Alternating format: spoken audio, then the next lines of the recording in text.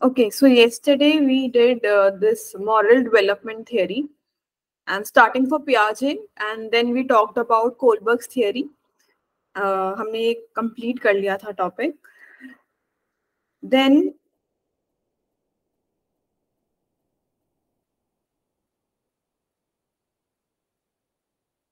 okay, so this is the review of this theory. So we studied about three stages. Level 1 is about breaking the rule is always bad. तो level 1 का भी जो first stage था उसमें क्या होता था, बच्चे पनिशमेंट से बचना चाहते थे. ठीक है. सेकेंड स्टेज में क्या हो रहा था, they were like they want to seek some reward, उनको कुछ बदले में अच्छा होना चाहिए था, that is the only thing. Then level 2 पे वो लोग जंप करते हैं. लेवल 2 पे देन दे जंप, उसके बाद उनको गुड गर्ल या गुड बॉय इमेज में फिट होना है. देन उसके भी बाद फोर्थ स्टेज में उन्हें सोसाइटी में उनके अथॉरिटी फिगर्स के रूल्स के अंदर कंफर्म करना है खुद को. ठीक है, उनकी बात माननी है to have less chaos in life. Then check, उसके भी बाद जब फिफ्थ स्टेज आती है, now what happen, they do things for higher good, like overall society के betterment के perspective से कि overall society में किसका भलाई है. And then finally it has that universal वाला concept which is beyond this mundane life, and जो उस conscience को खुद को सही लगता है वो follow करते हैं. So these were the three main levels which were further divided in 6 states. Okay. What was the problem with Kohlberg's theory? Does moral behavior actually match moral thoughts? तो ये criticisms है कि जिस moral behavior की हम बात कर रहे हैं या और जो मेथड यूज किया है कोलबर्ग ने, it is about moral thoughts. अगर मैं आपको कोई सिनारियो दूं एंड आपका पूछूं कि how would you behave in this particular scenario, ठीक है, या आपको क्या लगता है यहाँ पे ये चोरी करना ठीक था या नहीं था, अगर मैं सेम चीज आपको देती हूँ तो you might give me some smart answer for that कि अच्छा ऐसा होना चाहिए था. From your perspective it will be a highly moral answer. But क्या जो आप सोचते हो, क्या उस सिचुएशन में जब आप खुद होते हो, क्या आप वही बिहेव भी करते हो? There can be a difference. ठीक है, तो सिर्फ हम मॉरल थॉट्स को जो कह रहे हैं, क्या हमारे मॉरल थॉट्स हमारे मॉरल बिहेवियर को मैच करते हैं रियल लाइफ में? Second is, are there distinct stages to moral development और do different situation result in different type of moral choices? तो सेकेंड क्रिटिसिज्म बहुत अच्छा और इम्पोर्टेंट है. क्या सच में मॉरल डेवलपमेंट की स्टेजेस होती हैं लाइक कोलबर्ग गिव कि भाई ऐसे स्टेप बाय स्टेप ही हमारा मॉरल डेवलपमेंट काम करता है? इज इट एक्चुअली सो, या फिर हम डिफरेंट लाइफ सिचुएशंस में डिफरेंट मॉरल का जो वे आउट है वो अप्लाई करते हैं? ओके, तो what can be the case here? Third criticism is justice the most important moral principle? तो हर चीज को जस्टिस से तोलना, जस्टिस को रेफरेंस पे रखना, क्या that is the true moral principle? Okay, we can also think about compassion and other things. Compassion grounds भी तो होते हैं. तो सिर्फ जस्टिस को ही हाईलाइट करना, क्या ये सही है? ठीक है, तो these were certain critical points.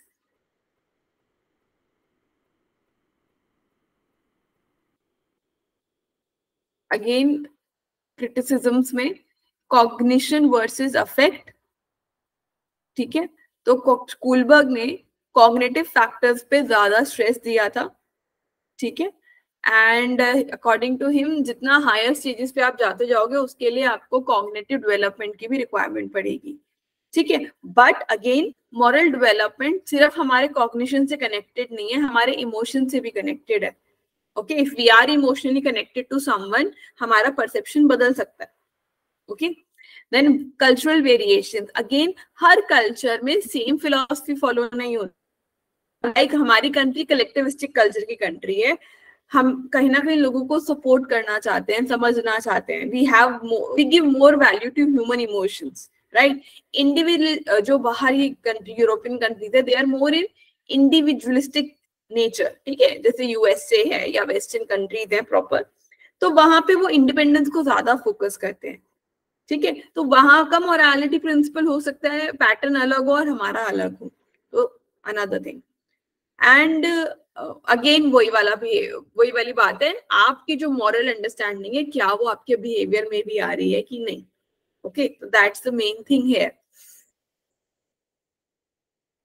Problem और क्या थी कोलबर्ग के मॉडल में, जो डायलेमास थे वो आर्टिफिशियली क्रिएटेड थे, it was not a real story. ठीक है, तो जो इश्यूज, जो सिचुएशंस कोलबर्ग ने क्रिएट करी थी, they were artificial in nature, that means they lack ecological validity. Ecological validity क्या होता है? What do you mean by this?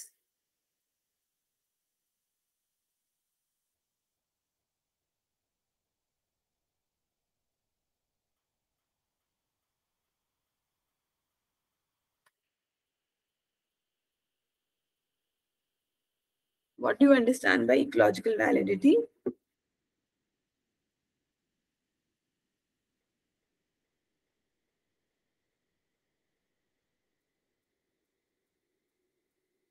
बताओ बताओ, क्या समझ आया उस स्टेटमेंट से?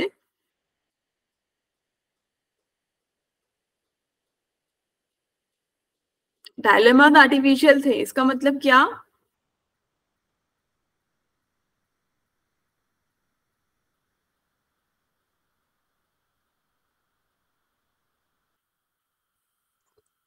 मैम ये उनके सर्वाइवल से रिलेटेड था या तो नहीं इकोलॉजिकली? नहीं, हाँ। जब हम जैसे कहते हैं ना एक्सपेरिमेंट्स जो हैं वो लैब में कंडक्ट हुए हैं, हम्म। मैम रियल लाइफ में एग्जैक्टली वो रियल लाइफ नहीं कर सकते इसको हाँ, ठीक इकोलॉजी है, में। जब आर्टिफिशियली कोई चीज बनाई गई है तो वो रियल लाइफ में कितना एप्लीकेबल है, we can't say that. Okay okay. ठीक है, तो उसको लिखा है इन्होंने इकोलॉजिकल वैलिडिटी, या इसको आप एक्सटर्नल वैलिडिटी भी कह सकते हो। तो एक्सटर्नल वैलिडिटी कम हो गई उसकी। ठीक है, एंड हाइपोथेटिकल है, हाइपोथाइज किया गया, they are not real in nature. Sample भी बायस था, सारे मेल सैंपल्स लिए उन्होंने, तो यानी कि उन्होंने पूरी मॉरल डेवलपमेंट की थ्योरी सिर्फ मेल बच्चों के पॉइंट ऑफ व्यू से बनाए हैं। ठीक है, जो मेल बच्चों के जो रिस्पॉन्सेस थे उसके बेसिस पे। Poor research design, cross sectional research design use किया उन्होंने। क्रॉस सेक्शनल कैसे? एक साथ डिफरेंट डिफरेंट एज ग्रुप के बॉयज लेके। ठीक है, longitudinal research design on Kohlberg theory has since been carried out by Colby et al. तो there are certain other attempts जो कोलबर्ग की थ्योरी को ही लॉन्गिट्यूडनल तरीके से कोशिश कर रहे हैं। उन्होंने 58 मेल पार्टिसिपेंट्स को स्टडी किया था, वो भी 6 time in the span of 27 years, and उन्होंने सपोर्ट किया वैसे कोलबर्ग के आउटकम को। ठीक है, then here comes another moral development theory। हमने पियाजे की पढ़ी, फिर कोलबर्ग की पढ़ी। Now Gilligan's theory of moral development, she wrote this book in a different voice, okay, and she focused mainly on the woman perspective on this, क्योंकि Kohlberg की theory में सिर्फ मेल पार्टिसिपेंट। ठीक है, तो it was Carol Gilligan who came out with another concept, and she was also a psychologist, और उनका काम यही था कि उन्होंने फीमेल का रोल भी इसके अंदर इंक्लूड किया। Now what happened, she claimed boys का जो मोरालिटी है it is more based on rules and abstract principles of justice. तो जो मॉरल कोलबर्ग की जो अभी हमने प्रिंसिपल जो थ्योरी पढ़ी थी, इट इज मोर ऑफ, आपने देखा ना वहां रूल्स की बात हो रही है, एब्स्ट्रैक्ट प्रिंसिपल्स की बात हो रही है। ठीक है, जस्टिस होना चाहिए, नहीं होना चाहिए, ऐसे होना चाहिए, वैसे होना चाहिए। But in case of women, morality is based on care and compassion. ठीक है, तो वो जो फीमेल में वो जो टच रहता है ना, सेंसिटिव टच है ना, केयर कंपैशन, तो उनकी मोरालिटी उस पर ज्यादा बेस्ड होती है। Okay, so according to her Kohlberg ने तो डिस्क्रिमिनेशन किया क्योंकि उन्होंने सिर्फ मेल पार्टिसिपेंट इंक्लूड किए। तो उन्होंने अपना कॉन्सेप्ट दिया और मोरालिटी ऑफ जस्टिस जो कि कोलबर्ग ने दिया था उसको कंट्रास्ट किया मोरालिटी ऑफ केयर से। So she did 2 observational studies एक में 25 कॉलेज स्टूडेंट थे, दूसरी स्टडी में 29 वुमेन थी कंसिडरिंग अबॉर्शन के बारे में बात थी. सो in other studies using Kohlberg's method has found girls score around stage 3, boys around stage 4 and 5. तो कोलबर्ग के मेथड के अकॉर्डिंग देखा जाए अगर, और बाद में जब और भी कोशिश की गई होगी कुछ और पार्टिसिपेंट्स इंक्लूड करके, तो ऐसा कंक्लूड किया गया है कि गर्ल्स का morality is stage 3. Stage 3 is good girl good boy वाला, राइट?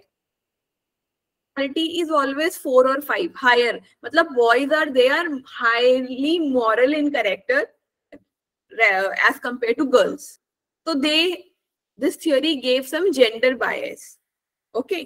तो गिलिगर ने कहा दो ही मतलब है इस बात के कि फीमेल का मॉरल या तो इंफीरियर है या फिर कोलबर्ग के मेथड में कुछ गड़बड़ है.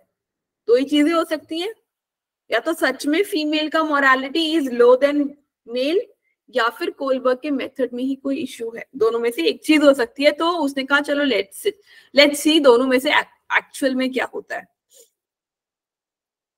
So again as you know, Kohlberg का काम सिर्फ मेल सैंपल पे बेस्ड था, जस्टिस को प्रायोरिटाइज किया, and women will score lower on Kohlberg measure. तो कोलबर्ग का जो पैरामीटर है उसमें वुमेन का ऑटोमेटिकली नीचे आ जाता है.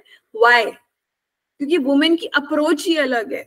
They focus on duty of caring. Okay, वो inferior नहीं है, but they think differently. वो अलग तरीके से सोचती हैं. Their higher forms of moral reasoning emphasizes connection between people and compassion. ठीक है, तो लोगों के बीच में कनेक्टिविटी लाना वो फीमेल का काम है. उनका नजरिया अलग है देखने का दुनिया को और लोगों को, इसलिए उनका मोरालिटी का काम जो पैटर्न है वो अलग तरीके से चलता है, रीजनिंग अलग तरीके से चलती है. एक चीज मैं फिर से रिमाइंडर डाल रही हूँ, जो हमने मॉरल डेवलपमेंट की स्टेजेस पढ़ी हैं कोलबर्ग की, दैट इज नॉट डिपेंडेंट कि बच्चों ने बोला कि हाँ चोरी करना सही था या ना चोरी करना नहीं सही था. हाँ या ना पे डिपेंड बिल्कुल नहीं करता है. इट जस्ट डिपेंड कि वो क्या रीजन दे रहे हैं अपने हाँ या ना के पीछे. रिमेम्बर पूरा हमने पर किया था कल, जिसमें वो हर स्टेज में हाँ भी कह सकते हैं और ना भी कह सकते हैं, in each and every stage. ऐसा नहीं है हाँ बोलेंगे तो इस स्टेज में आएंगे, ना बोलेंगे तो इस स्टेज में आएंगे. टोटली डिपेंड्स वो अपनी बात के पीछे बैकग्राउंड में रीजन क्या कोट कर रहे हैं, क्या रीजन दे रहे हैं. ठीक है. So she gave 3 stages of moral development for women. Stage 1 is orientation toward individual survival. ठीक है. Now what happens? A first example से पहले समझते हैं. A first grader, ठीक है, छोटी बच्ची है. She may insist on playing only games of her own choosing while when playing with a friend. ठीक है, छोटा बच्चा है अभी, ज्यादा बड़ा नहीं है, 5-6 years old. तो जब बच्चा छोटा है तो वो जिद करेगा कि जो मुझे पसंद है मुझे वही खेलना है, कोई और गेम नहीं खेलना है, या जो उसके दोस्त को पसंद है उसे वो नहीं खेलना है, लेकिन जो उसको पसंद है वो खेलना है. ठीक है. तो अभी कहाँ फोकस है? इंडिविजुअल सर्वाइवल पे, अपने सर्वाइवल नीड पे. So the initial concentration is what is practical and best for self. अपने लिए क्या अच्छा है. Gradual transition from selfishness to responsibility which include thinking about what would be best for others. तो ये अगली स्टेज में अब आएगा. तो पहली स्टेज में वो अपने बारे में सोचेगी कि मेरे लिए क्या बेस्ट है. दूसरी stage, goodness as self sacrifice. Okay. Now another example है, थोड़ा सा बच्चा बड़ा हो गया है. ठीक है. The same girl may believe that to be a good friend she must play games her friend chooses even if she herself doesn't like them. अब आती है स्टेज ऑफ सैक्रिफाइस फीमेल्स के अंदर कि जो मेरे दोस्त को पसंद है वो खेल लेते हैं, जबकि उसको वो गेम पसंद हो भी ना भी, मतलब पसंद भी ना हो तो मेरा दोस्त है जो उसको पसंद है वो हमें खेलना चाहिए. ठीक है. तो stage 2 is goodness as self sacrifice. So this is woman must sacrifice her own wishes to what other people want. Gradual transition from goodness to truth. which takes into account needs of both self and other. अब अगली stage आती है जहाँ पे morality of non violence आता है. यहाँ पर क्या होता है, non violence to self and non violence to other also. यानी कि अब हम बीच का रास्ता निकालेंगे, भाई सामने वाले को भी हर्ट ना हो लेकिन हमें भी हर्ट ना हो. ठीक है, तो वहां वो वाली मोरालिटी फॉलो होगी, क्योंकि दूसरों को अगर दुख देना इज नॉट गुड तो खुद को भी दुख पहुंचाना इज नॉट गुड. तो this is the most sophisticated form of reasoning according to Gilligan. The same girl may realize that both friends must enjoy their game together and look for activities that both he and she can enjoy.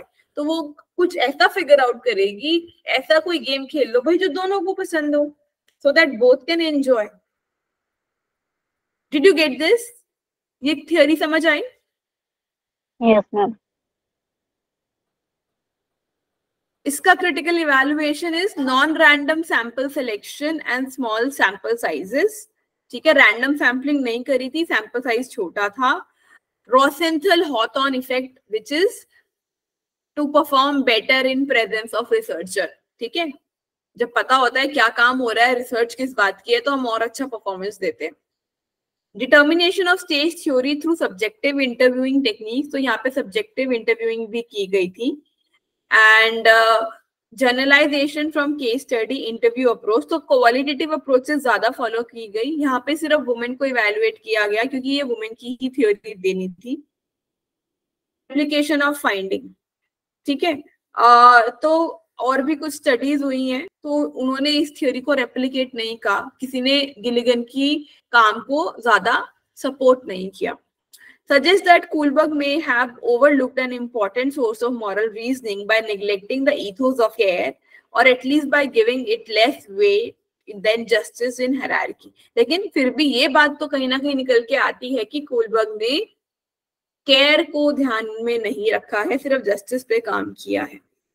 ठीक है, The real truth is that some boys and men do embrace morality of care and concern. अब एक और critical point आता है कि ऐसा ही नहीं है कि फीमेल में ही केयर एंड कंसर्न होता है, मेल में भी होता है. There is also morality of care and concern in boys. And similarly even certain women or girls follow more logical approach, जो कि कोलबर्ग ने मेल्स में बताई है. even certain females also follow certain logical wala approach. Is it fine to everyone till here?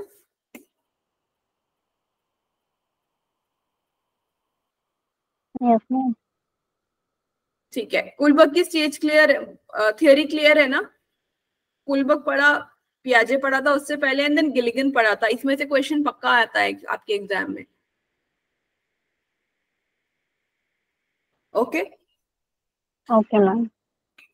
Erikson's भी हमने पढ़ा था प्रीवियस क्लास में, तो हम इसको बहुत डिटेल में नहीं पढ़ेंगे. Again as per your exam requirement आपको सारी स्टेजेस बस क्लियर होनी चाहिए. Okay, Erikson theory of psycho social development.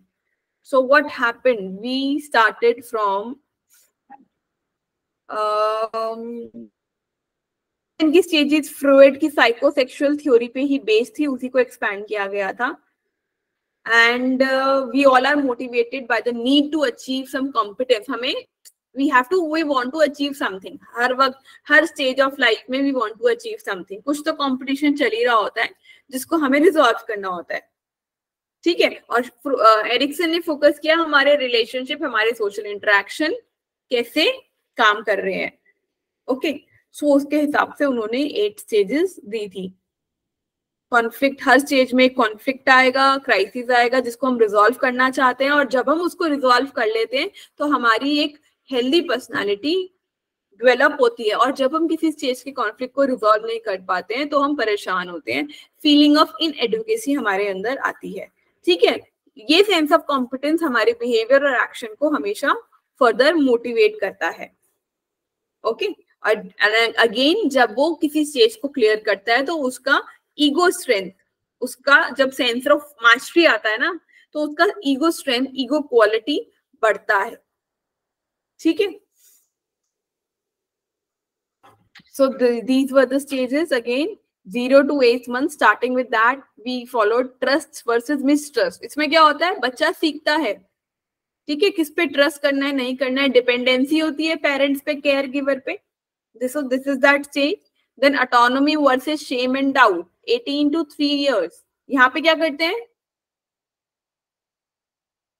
What happens here, conflict क्या है, क्या करेंगे यहाँ पे,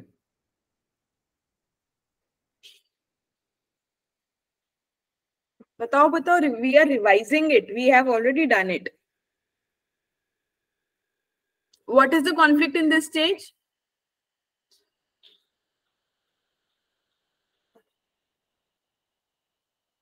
अरे एज ग्रुप ही सोच के बता दो, क्या क्या इशू होता है, बच्चे क्या सीखते हैं इस वक्त?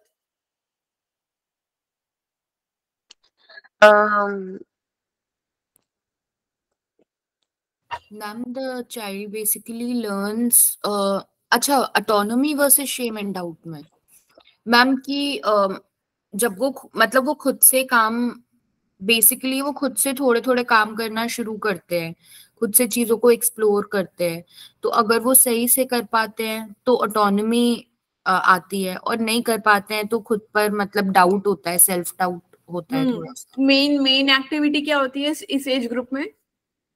Ma'am toilet training, reflexes develop होते हैं. Right. Toilet training is the main activity ना यहाँ पे इस फेज में. Yes ma'am. हाँ, ठीक है, अगर वो सीख जाते हैं तो ऑटोनॉमी आती है, नहीं कर पाते हैं तो शेम एंड डाउट वाले जोन में जाते हैं. ठीक है, देन प्री स्कूलर स्टेज आता है 3 to 5 year. अगेन वहां पे इनिशिएटिव वर्सेस गिल्ट. ठीक है, अगर वो काम कर पाते हैं, इनिशिएटिव ले पाते हैं, बाकी सब बच्चों के साथ इन्वॉल्व हो पाते हैं तो अच्छा है, अदरवाइज गिल्ट. 5 to 13 years में जब वो एक्चुअली प्रॉपर ग्रेड स्कूल जाते हैं तो इंडस्ट्री वर्सेस इंफीरियोरिटी. ठीक है, अगेन यहाँ पे वो सारे काम करेंगे अच्छे से, they'll work out, they'll play with other children, they'll do their studies, homework, everything. या फिर वो पीछे रह जाएंगे, उनको इंफीरियर फील होगा, वो बाकी बच्चों के सामने स्टैंड आउट नहीं कर पाएंगे. 13 से 21 में आइडेंटिटी वर्सेस रोल कंफ्यूजन. जब ये वाली स्टेज है तो डेफिनेटली वो खुद को जानने की कोशिश करते हैं कि मेरा काम क्या है, मैं खुद को किस चीज से आइडेंटिफाई करूं, what I want in life, और नहीं ही तो रोल कंफ्यूजन होगा.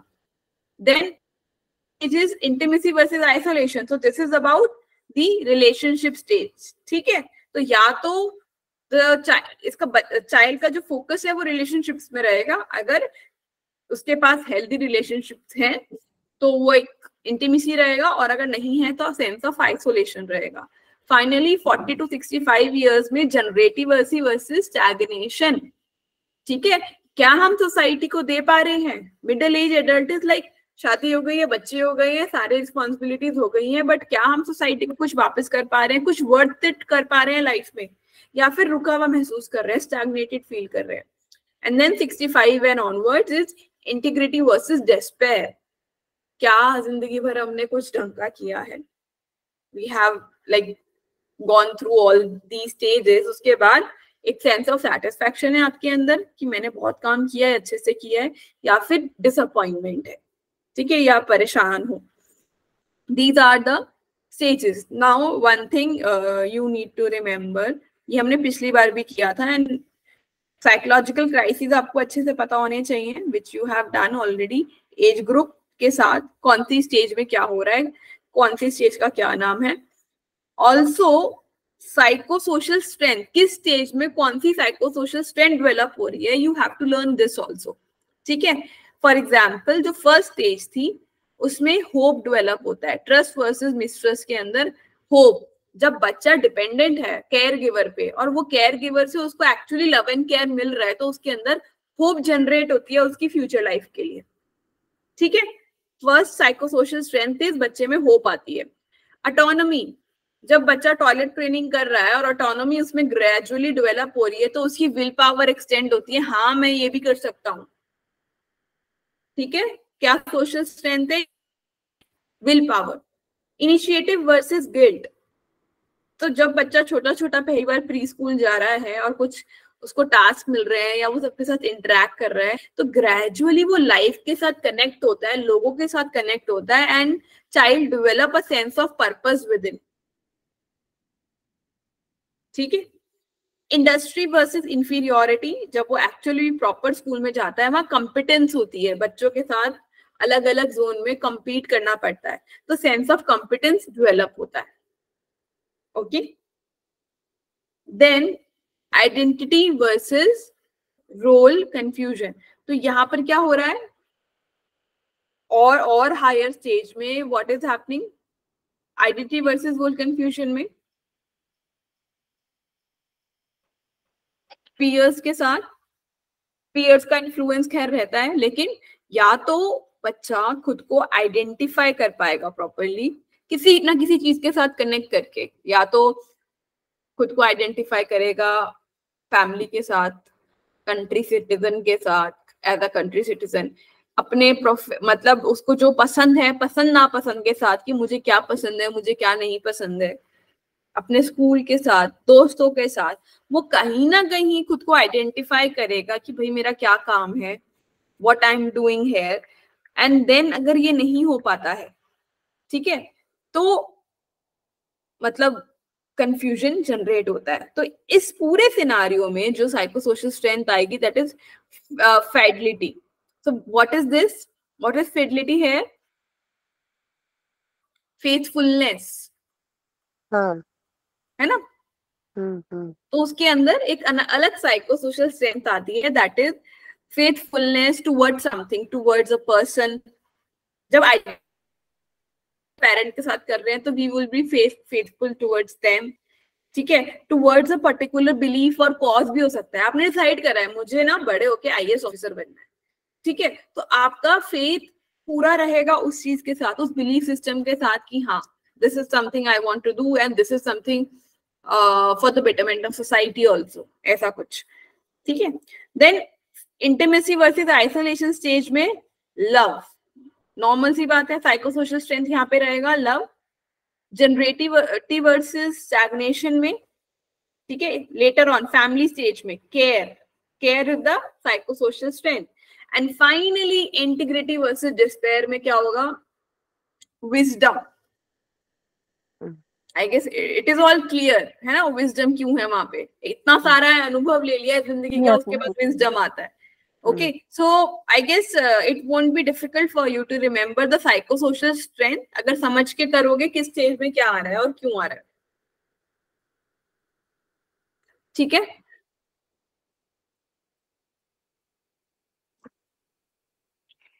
okay, so we are not going into the details of these slides. इसमें से बहुत डायरेक्ट क्वेश्चन आता है इस थ्योरी में से, जैसे मैंने कहा आपको स्टेज का नाम, उसके क्राइसिस, उसकी स्ट्रेंथ पता होनी चाहिए, दैट्स इट। ठीक है, इंक्लूडिंग द एज ग्रुप। और वही चीज जो हम डिस्कस कर चुके हैं, that is being displayed here. This is the picture. ठीक है, trust versus mistrust. Feeding is the important event here.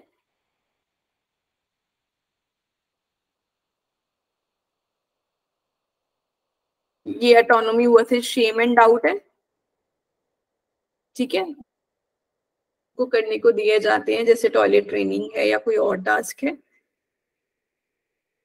Developing food preferences of our own, वो भी यहीं पे हो रहा है ना, अपनी पसंद के लिए चूज करना, मुझे क्या पहनना है क्या नहीं। Ma'am, this is the toddler age, na? हाँ, सेकंड। ठीक है, then this is your pre school psychosocial stage, initiative versus guilt, am I good और बैड, ऐसे क्वेश्चंस आते हैं। ठीक है, मतलब एग्जाम क्वेश्चन की बात नहीं कर रही, बच्चे के मन में ये सवाल आते हैं। ठीक है, एम आई गुड और बैड, एक्सप्लोर करता है दुनिया को वो gradually. And then school age आ गया,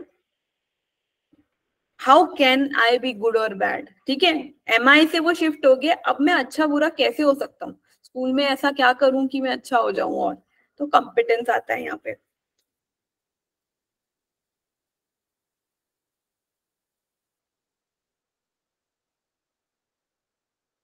this is identity versus confusion, who am I, मैं हूँ कौन आखिर, ठीक है, जो जहाँ पे हम या तो सोसाइटी के साथ कनेक्ट करेंगे, रिलेशनशिप्स के साथ, या फिर किसी मकसद के साथ, किसी काम के साथ. Intimacy versus isolation, generativity versus stagnation. How can I contribute to this world? है ना, सोसाइटी के लिए हम क्या कर सकते हैं.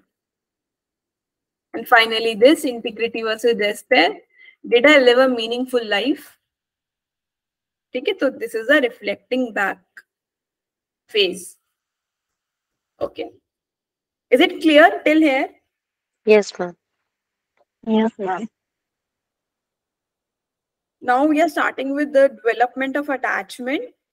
Attachment, all know, it is about that affectionate, strong affectionate feeling, जहाँ पे आप बहुत strongly किसी के साथ connected feel करते हो, but it is not just a connection, it is attachment also यहाँ पे, ठीक है. So जब साथ होते हो तो you will feel lot of pleasure, लेकिन अगर दूर होना पड़ता है तो you will feel lot of stress. That is attachment है. So these are just definitions. Strong feeling of affection or loyalty for someone or something. But अब जब हम इसको अपने थियरीज के पर्सपेक्टिव से जान रहे हैं और पढ़ रहे हैं, तो जो कॉन्सेप्ट ऑफ अटैचमेंट साइकोलॉजी में आया, it was based on the relationship of mother and the child, mother and the baby, ठीक है. और कहते हैं ये एवोल्यूशन से ही आया है and it is important for the survival. Okay, आप इमेजिन करो अगर बच्चे का अटैचमेंट नहीं होगा मदर के साथ, इमेजिन इवन एनी एनिमल, अगर कोई जानवर भी है ना और उसका जो बच्चा है अगर उसको मदर से अटैचमेंट नहीं होगा नेचुरली, तो वो बच्चा कमजोर होता है जब पैदा होता है. तो anyone can take that child away. कोई भी जानवर आके, दूसरा जानवर आके उस बच्चे को खा जाएगा अगर वो अपनी मदर के पास जाके नहीं रहेगा. मदर के पास वो सेफ रहता है, राइट. तो that is also a survival advantage यहाँ पे. तो attachment is actually good in that sense. और अटैचमेंट जरूरी नहीं है उसमें रेसिप्रोकल हो. Like if I am attached to you doesn't mean you are also attached to me. Okay, ये मैं आपको बता चुकी हूँ. सीकिंग प्रॉक्सिमिटी, यानी कि सर्वाइवल के लिए मदर की प्रॉक्सिमिटी, अटैचमेंट फिगर के आसपास रहना है ताकि सेफ फील करे. Okay, attachment behaviour in adult toward the child include and appropriately to child needs, है ना. if I have a child and that child is obviously child और मदर का एक natural attachment होता है, ठीक है. तो what will happen, तो जो attachment figure भी है ना वो भी towards that person बहुत ही sensitively behave करेगा, उनकी needs का ध्यान रखता है, ठीक है. and these things are universal across culture. ये universal instincts हैं. okay.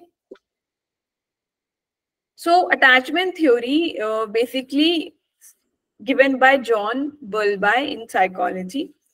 He was a psychiatrist in child guidance clinic and where he was treating emotionally disturbed children.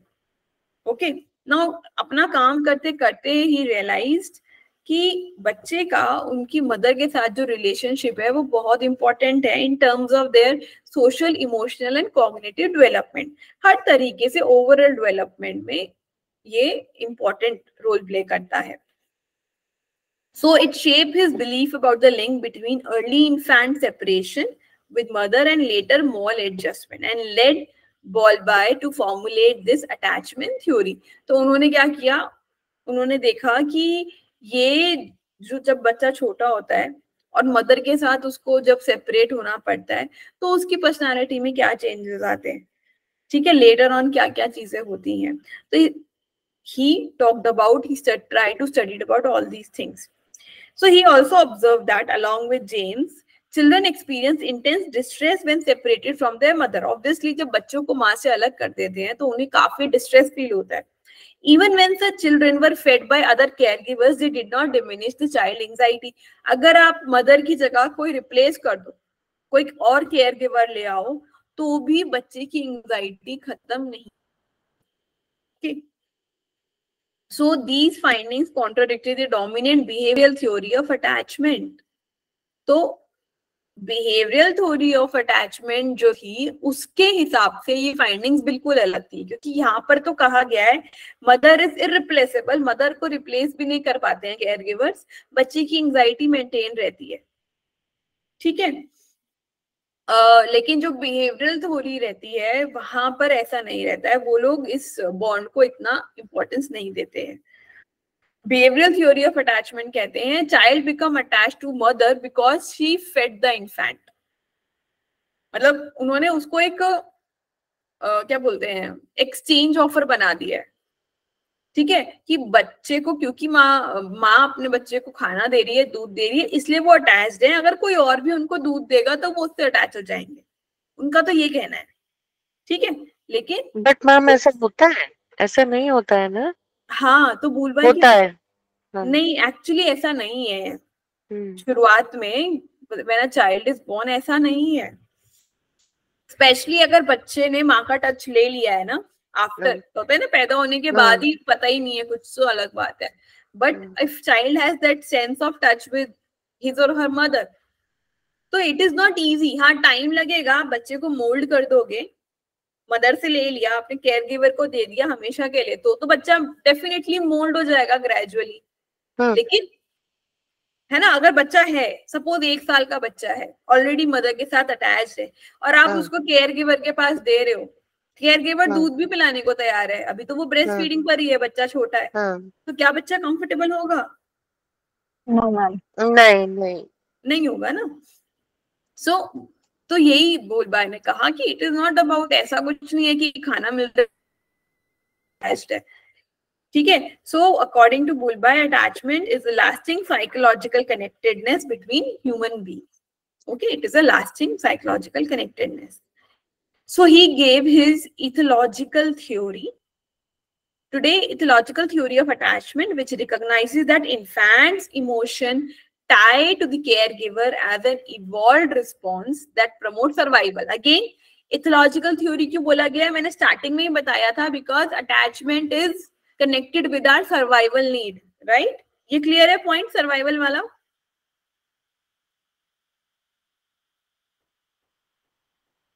When I told you that story अभी कि animal है और छोटा बच्चा है, clear है ना? यही बोलबाइस की इथोलॉजिकल थ्योरी बोलती है, सेम बात।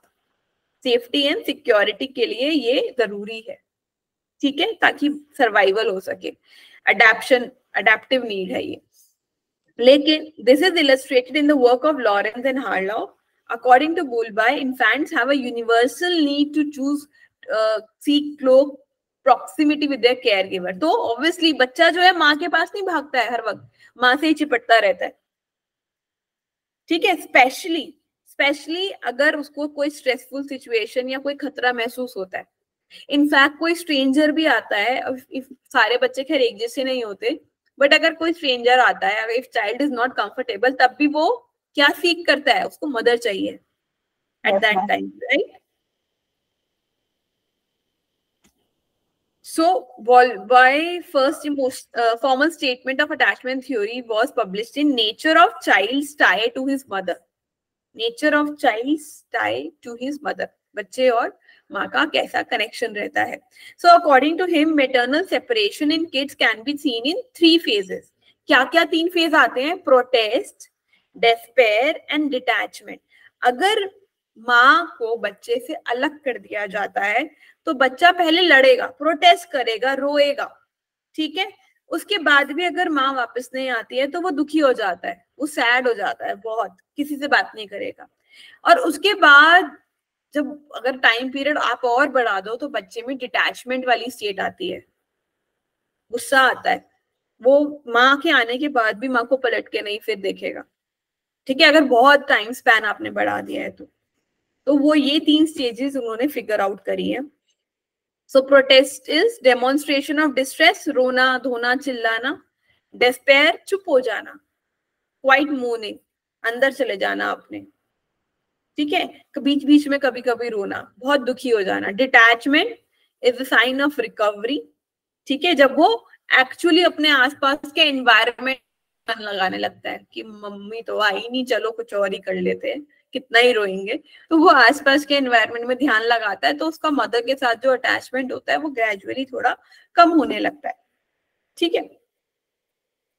और जब वो वापस भी आती है ना तो वो ज्यादा फिर ध्यान नहीं देता है, मस्त रहता है अपना। So this research led him to theorize that infants had a biological need for contact comfort. तो ये एक biological need है बच्चों की कि उनको माँ से प्यार चाहिए, ठीक है। So he believed that mental health and behavior problem could be attributed to early childhood. तो अगर ये normal needs बच्चों की पूरी नहीं होती हैं तो they can face some mental health issues also. Okay, so छोटे बच्चे biologically programmed होते हैं to coo, to smile, to flirt, and to get an emotional response from their caregiver or attachment figure, especially mother. ठीक है, तो this is their inbuilt, innate response है ये उनका. Okay, so according to Bulbai, attachment behavior are instinctive and will be activated by any conditions. तो ये instinctive है, अंदर से आ रहे हैं, बाहर से build नहीं हुए हैं, ठीक है। तो अगर कोई भी खतरा महसूस होता है तो बच्चा इन नीड्स को एक्टिवेट, ऑटोमेटिकली ये नीड्स एक्टिवेट हो जाती हैं, वो मदर की प्रॉक्सिमिटी सीक करता है। अगर दूर रहता है मदर से तो उसको इनसिक्योरिटी और फियर फील होता है, ठीक है। एंड ये भी था उनका कहना that fear of strangers represent as important survival mechanism. Babies are born with tendency to display certain innate behaviour called social releasers which help ensure proximity and contact with the mother or attachment figure. क्या होता है ना, again वही है, कोई भी खतरा या कोई आता है तो बच्चे रोते हैं, हल्ला मचाते हैं, ये उनके लिए ये उनका इनेट बिहेवियर है, प्रोग्राम नहीं है कि रोना ही रोना है, वो अंदर से आता है, ठीक है। और इसी को सोशल रिलीजर बोला जा रहा है। और क्यों है ये इंपॉर्टेंट, ताकि अगेन उस पे उन पे ध्यान दिया जाए, उनको मदर चाहिए तो मदर उनके पास वापस आ जाए, ठीक है, उनके प्रोटेक्शन के लिए, सेफ्टी के लिए जरूरी है। So he also hypothesized that both infants and mother have evolved a biological need to stay in contact with each other. तो दोनों में ये नीड सिर्फ बच्चे में नहीं होती है, कहते हैं मदर में भी सेम सिमिलर नीड होती है to be with the child. Okay, even mother goes through such a pain. Okay, have you seen that movie अभी रानी मुखर्जी वाली, Chatterjee, Mrs Chatterjee versus Norway? Yes ma'am, Yes. है ना, दिखता है ना वो चीज। तो it is not just a child need, it is also a mother's need.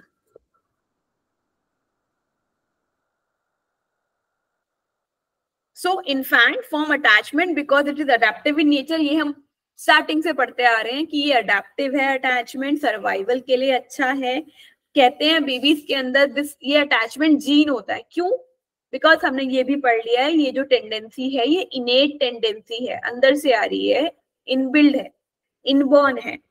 बच्चे सोशल रिलीजर्स डिस्प्ले करते हैं। सोशल रिलीजर मतलब जैसे रोना, स्माइल करना, ताकि उनको और ज्यादा कंफर्ट मिले, प्यार मिले अपनी मदर से या केयर गिवर से या जो भी उनका अटैचमेंट फिगर है उससे, ठीक है। These are social releasers. Parents में भी वो अटैचमेंट जीन होता है जो उनको ड्राइव करता है to care the child, to protect the child. Okay, parents are driven to provide care for the infant while they are young and defensive. बहुत छोटा होता है तब पेरेंट और ज्यादा लव एंड केयर देते हैं बच्चे को, क्योंकि ये क्रिटिकल पीरियड होता है बच्चे के लिए, बहुत स्पेशल पीरियड होता है, ठीक है। उस पर बहुत कुछ डिपेंड करता है आगे का। This is also adaptive in nature, because अगर वो बच्चे को अभी प्रोटेक्ट करेंगे, उसको प्यार देंगे, तो ये जनरेशन बाय जनरेशन ये प्रथा चलती जाएगी, ठीक है। So he also suggested that infants make one main attachment called monotropy. That means होता है ना, बच्चा किसी एक के साथ सबसे ज्यादा अटैच होता है। इनिशियली बच्चा किसी एक के साथ सबसे ज्यादा अटैच था, या तो मदर के साथ होगा, most of the time it is mother, या हो सकता है फादर के साथ, या फिर अगर घर में फादर मदर है ही नहीं और भी कोई है तो दादा दादी या जिसके भी साथ, बट किसी एक के साथ बच्चा हाईली अटैच्ड होता है। दैट इज मोनोट्रॉपी, ठीक है। फीचर्स क्या है अटैचमेंट के? Proximity maintenance, that you understand ना, मदर के आसपास रहना फिजिकली, सेपरेशन एंजाइटी, मदर के दूर जाने पे इमोशनल डिस्ट्रेस फील करना, सेफ हेवन, ठीक है। जब हम डरते हैं, बच्चा जब डरता है तो वो उसको मदर चाहिए, दैट इज सेफ्टी के लिए, अपनी बेस चाहिए, safety. Secure base, secure basis, आप देखो अगर आप बच्चे को अकेले ही छोड़ा हो ना, सपोज बच्चे को प्री स्कूल लेके जा रहे हो पहली बार, ठीक है, तो बच्चे को आप वहां पे छोड़कर नहीं आ सकते यूं ही, आप छोड़कर आ जाओगे वो अभी रोना शुरू कर देगा। लेकिन आप गए हो बच्चे को प्री स्कूल लेके, उसका फर्स्ट डे है और आप वहीं बैठे हो बच्चे के साथ, तो जब तक आप वहीं बैठे हो ना बच्चे के साथ, बच्चा जाएगा, एक्सप्लोर करेगा वहां पे क्या क्या है प्री स्कूल के अंदर, तब तक करेगा जब तक आप वहां पर हो। क्यों? Because you are a secure base for the child. एक कंफर्ट है, एक सेफ्टी है, अपना सेफ्टी जोन है, अभी मैं कुछ भी कर सकता हूँ। Are you getting this thing? Yes ma'am. Yes, ma'am. होता है ना, अगर मदर के साथ बच्चा गया है ना किसी के घर में, तो वो खूब उत्पात मचा सकता है, क्योंकि उसको पता है अभी मैं सेफ हूँ। Yes, ma'am. ठीक है। स्टेजेस क्या है यहाँ पे? प्री अटैचमेंट स्टेज है, birth to 6 week, baby show no particular attachment to specific care giver, पहले 6 महीने तक। इनडिस्क्रिमिनेट, 6 to 7 month में infant begin to show preference for primary and secondary caregiver, तो मदर उसके लिए ज्यादातर प्राइमरी हो जाती है, फादर सेकेंडरी हो जाते हैं 6 to 7th वीक में। डिस्क्रिमिनेट, अब 7 महीने के बाद वो एक स्ट्रॉन्ग अटैचमेंट शो करता है टूवर्ड्स वन, यानी कि ज्यादातर it is most of the time it is the mother of the child, तो वो स्ट्रॉन्ग अटैचमेंट शो करता है towards one. And then gradually 10 महीने बाद उसको बाकी फैमिली मेंबर्स के साथ भी बॉन्ड करने का मतलब बॉन्ड करता है, वो सिर्फ मदर के साथ अटैच नहीं रहता है। अगर मदर उसको कहती है चलो ग्रैंड पेरेंट्स के पास रह लो, मैं जरा काम करके आती हूँ मार्केट से, तो वो रह लेगा, ठीक है। तो ये दीज आर द स्टेजेस, जब जैसे जैसे उसका वो अटैचमेंट कम होने लगता है या अपने सर्वाइवल नीड से बाहर निकलता है वो, ठीक है।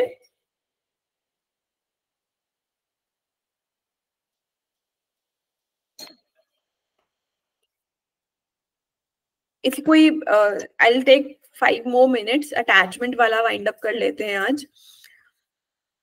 Pre attachment is from 0 to, अच्छा जो स्टेज अभी मैंने बताई थी ये वही है, यहाँ पर बेबी का जो इने Yes, वो ma'am. To attract the care giver है ना, यहाँ पे बच्चा डिस्क्रिमिनेट तो नहीं कर रहा है, फादर मदर दोनों बराबर है उसके लिए, कम वाली स्टेज है यहाँ पे, उसको कोई फियर भी नहीं है, क्योंकि ये देखो ना 2 महीने का ही बच्चा है, तो अभी पहचानेगा भी नहीं कौन क्या है, कौन मदर है कौन फादर है, इसलिए वो इक्वली बिहेव करेगा, ठीक है।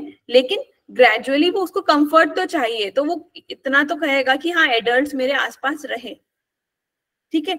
फिर वो मदर की स्मेल, मदर की वॉइस, मदर का फेस धीरे धीरे रिकॉग्नाइज करेगा, बट अभी तक अटैच नहीं हुआ है, अभी रिकॉग्निशन फेज चल रहा है ये, ठीक है।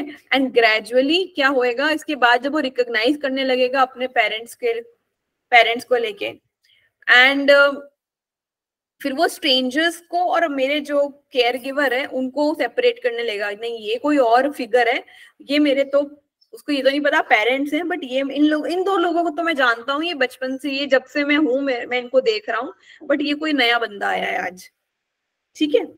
सो this is the face of sense of trust, जब बन रहा होता है, डेवलप हो रहा होता है, ओके।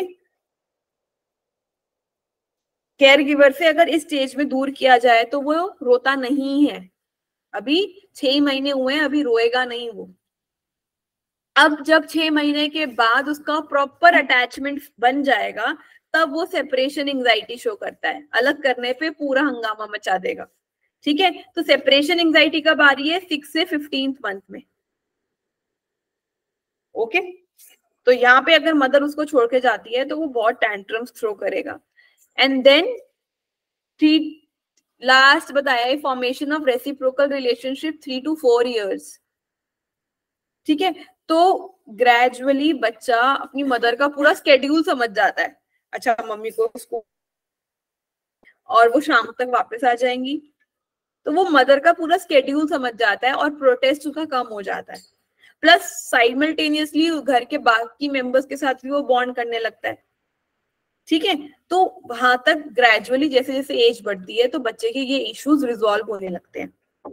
ओके, सो अटैचमेंट कोई ऑल और नथिंग प्रोसेस नहीं है। ऑल और नथिंग का मतलब ऐसा नहीं होता है अटैचमेंट है या नहीं है, इसकी भी वेरिएशंस होते हैं। कितने लेवल का अटैचमेंट है, कैसा अटैचमेंट है, किस तरीके का अटैचमेंट है। ठीक है, दिस इज एन्सवर्थ एंड बेल। अभी हमने बोलबाय का समझा, तो एन्सवर्थ और बेल ने एक एक्सपेरिमेंट कंडक्ट किया था अबाउट 100 अमेरिकन इन्फेंट्स पे और उनके केयर गिवर पे, इस अटैचमेंट की क्वालिटी को जज करने के लिए। Okay, so they found that there are different styles of attachment. क्या क्या था? Secure attachment. सिक्योर अटैचमेंट में क्या होता है, बच्चे feel secure with their care giver. तो क्या होता है यहाँ पे सिक्योर अटैचमेंट में मतलब अगर वो दूर भी चले जाएंगे ना तो भी दे आर फाइन, क्योंकि उनको पता है वो लोग हैं हमारे पास। तो एज अ चाइल्ड क्या हो रहा है, they are able to separate from parent, seek comfort from parent. जब डरेंगे तो पेरेंट के पास जाएंगे, दूर होते हैं तो भी ठीक है क्योंकि पता है जब हमें जरूरत होगी वो आ जाएंगे वापस। Return of parent is met with positive emotion, prefers parent to stranger, लेकिन स्ट्रेंजर के बदले उनको पेरेंट्स चाहिए। तो ये बच्चे का नॉर्मल अटैचमेंट स्टाइल है।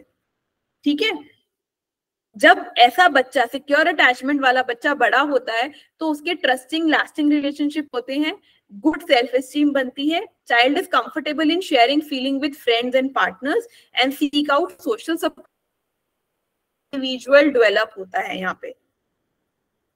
ठीक है, ज्यादातर infant 65 to 70% of 1 year old इस फेज में दे स्टे आ जाते हैं सिक्योर अटैचमेंट फेज में। ठीक है, and then avoidant attachment comes.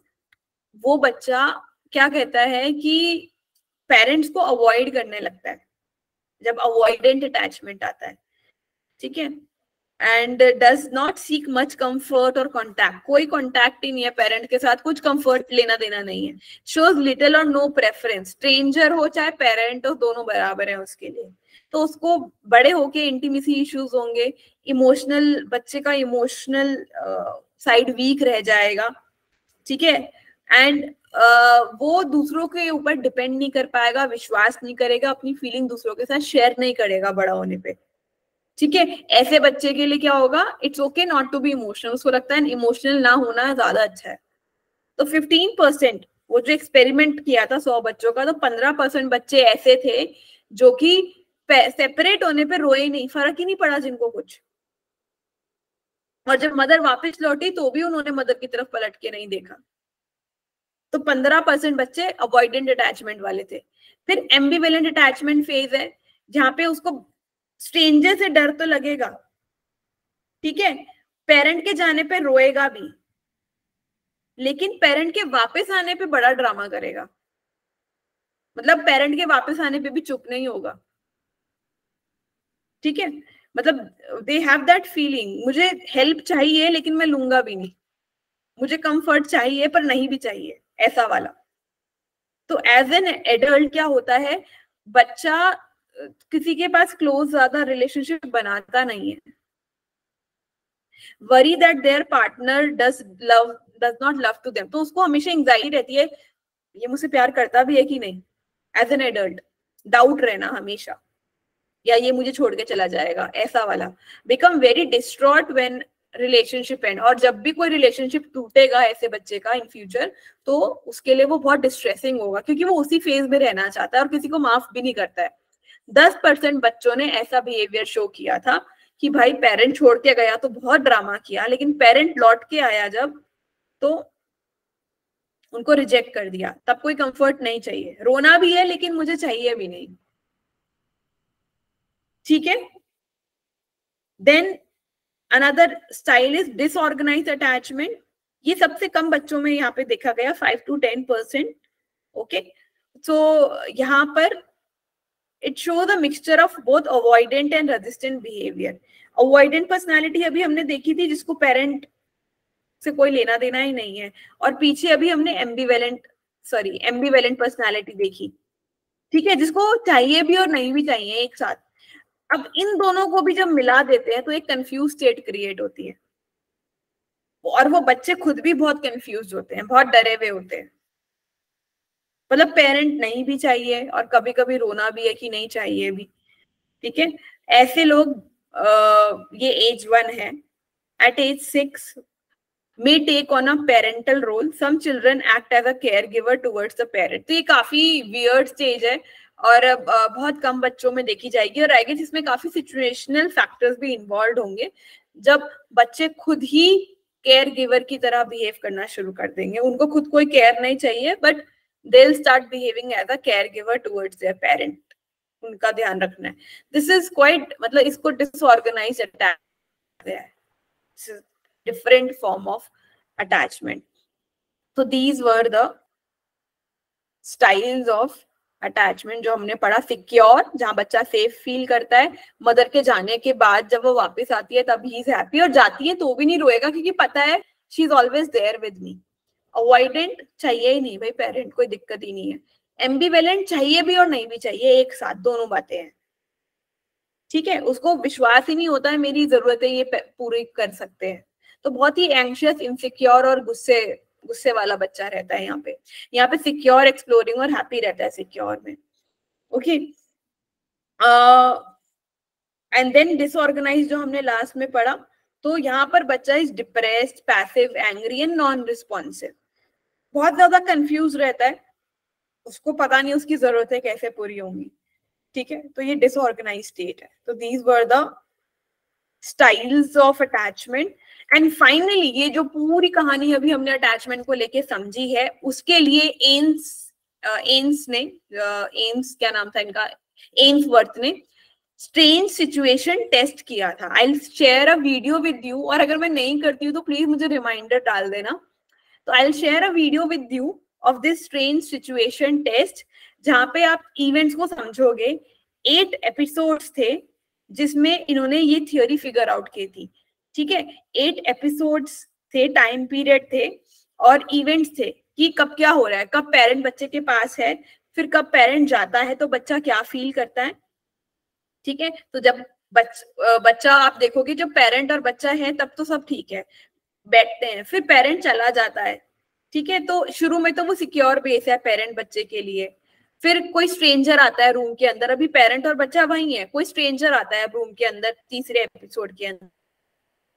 क्या होता है, उसको लग रहा है हाँ कोई नया बंदा तो आया है, तो अनफेमिलियर एडल्ट को देख के रिएक्ट तो करता है वो, लेकिन अभी मदर उसी के पास है। अब जब उसकी मदर उस रूम से चली जाती है ना, और वो स्ट्रेंजर उसको चुप कराने की कोशिश करता है, तब उसको सेपरेशन एंजाइटी होती है बहुत ज्यादा। जब पेरेंट, उसकी मदर उसको वापस लौट के आती है तो बच्चा खुश हो जाता है, मदर के पास वापस चला जाता है, ठीक है। अब स्ट्रेंजर चला जाता है रूम से। अब अगले इवेंट में क्या होता है, पेरेंट फिर से चला जाता है रूम छोड़ के, अभी स्ट्रेंजर भी नहीं है और पेरेंट भी नहीं है, फिर से बच्चे को सेपरेशन एंजाइटी होती है। Stranger enters the room and offers comfort, अब फिर से स्ट्रेंजर आता है और उसको शांत कराने की कोशिश करता है। दिस टाइम स्ट्रेंजर के साथ बच्चा थोड़ा कंफर्ट होना शुरू करता है, क्योंकि वो सेकेंड टाइम उससे मिल रहा होता है। पेरेंट रिटर्न, वापस मदर आ जाती है और वापस बच्चा उनके साथ रीयूनाइट हो जाता है। तो this was one experiment, situational experiment, event bye event जो उन्होंने किया था। एक एपिसोड 1 लास्ट अबाउट 30 सेकेंड्स और बाकी सारे एपिसोड 3-3 मिनट के एपिसोड थे। तो ये सेपरेशन एंजाइटी टेस्ट करने के लिए कुछ उन्होंने एपिसोड, एक एक्सपेरिमेंट ओवरऑल कंडक्ट किया था कि कैसे बच्चा बिहेव कर रहा है, बाय एम्सवर्थ, ठीक है। ये अटैचमेंट हमारा हो जाता है यहाँ पे एक topic. Is it fine to everyone? Are you guys there with me? Yes ma'am. Yes, ma'am. Okay, yes ma'am. तो मैम लास्ट टाइम आपने एक और वीडियो बोला था यूट्यूब का भेजेंगे करके। हाँ, मैंने माइटोसिस मेयोसिस का बोला था। Yes ma'am. ठीक है, मैं डाल दूंगी आज, और अगर मुझे सच में नहीं ध्यान में रहता है डालने का तो मुझे बस एक रिमाइंडर डाल देना। Yes ma'am. मैम कल का ह्यूमन डेवलपमेंट का क्लास भेजेंगे क्या आप? अच्छा, मैं मैं देती कल हूँ। मिस कर दी थी मैम। कल वाला शेयर नहीं हुआ है ना अभी? हाँ नो मैम, मैम नहीं अभी वो नहीं हुआ। रिसर्च वाला हो गया है मैम। अच्छा आई थिंक रिसर्च वाला किया है आपने कल शाम को, आई थिंक हम्म, मैंने चेक हाँ नहीं हाँ किया।